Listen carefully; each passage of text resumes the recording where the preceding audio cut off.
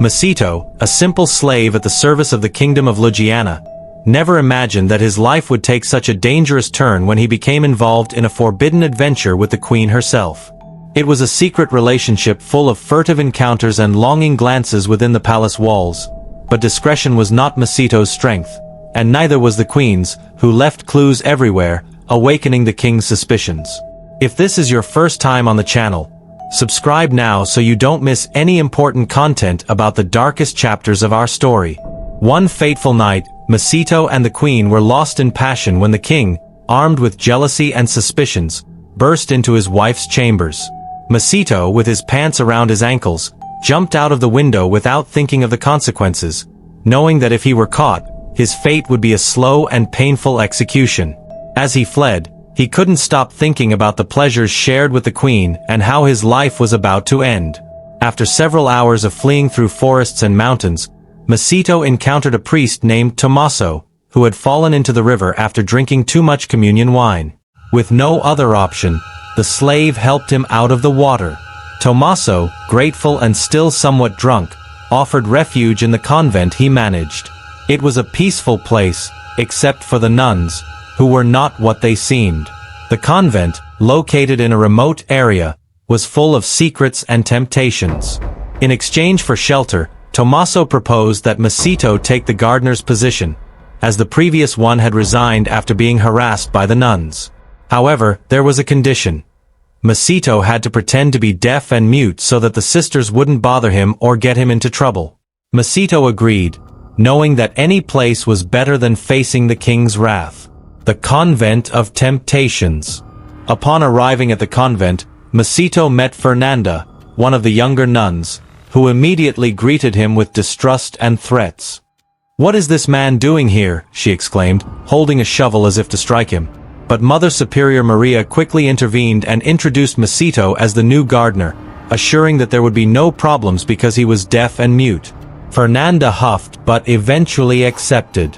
Soon, Masito began to discover that the convent was not what it seemed. Alessandra, a rich nun who avoided all daily tasks, was the first to approach him. When her embroidery frame broke, she sought help and, believing that Masito couldn't hear her, vented her frustrations and deepest desires. "I hate being here. My father put me in this convent so I wouldn't get married, but I want to leave and enjoy the world," Alessandra confessed, while Masito listened, pretending not to understand anything. But Alessandra was not the only one with secrets. Fernanda, who was always searching for her escaped donkey, actually had a much darker plan. Together with her friend, they practiced strange rituals in the forest, supposedly to attract men. They believed they had invented a magic potion that, when applied to the eyes, would make any man fall at their feet. However, Ginebra, another young nun, discovered this secret and, by mistake, drank the potion instead of applying it to her eyes. This caused her to hallucinate terribly and develop an obsession with Masito. As the nuns became entangled in their own plans, Masito continued to play his role as gardener, though he was increasingly tempted by the nuns. One night, Fernanda organized a secret meeting in her room with her friend and Ginebra. They stole wine from the convent storehouse and began to talk about their hidden desires and what it would be like to surrender to a man. The only one with experience was Fernanda's friend, who described everything in great detail while the others listened, increasingly intrigued. That same night, after drinking too much, Ginebra could no longer resist her attraction to Masito. In the darkness, she went to find him at his cabin. Still under the influence of the potion, she threw herself at him, trying to seduce him. Masito, surprised and unable to speak, could only resist clumsily until Ginebra fell asleep. The next day, Fernanda decided it was time to take things to the next level. She took Masito and led him into the forest for a much darker ritual, a satanic sacrifice. The nuns, led by Fernanda, had always been witches disguised as religious women. They used the convent as a refuge to practice their dark arts, and now Masito would be the victim. Alessandra and Ginebra, realizing what was happening, followed Fernanda and confronted her in the middle of the ritual. However, before they could save Masito, Ginebra, still under the effects of the potion, began to hallucinate again and joined the macabre dance of the witches, drawn by their hypnotic chanting. Alessandra, more focused, freed Macito, and in a fit of rage, accused Fernanda of witchcraft before Bishop Bartolomeo, who had just arrived at the convent to review the accounts. The scandal exploded quickly. All the nuns involved in the rituals were punished and separated. Father Tommaso and Mother Superior Maria were also dismissed for allowing the convent to fall into such chaos. Just when Macito thought he might escape unscathed, he was captured by the king's guards.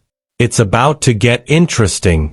In the dungeon, the slave was informed that the queen had been executed for treason, and his fate would be a slow and painful death.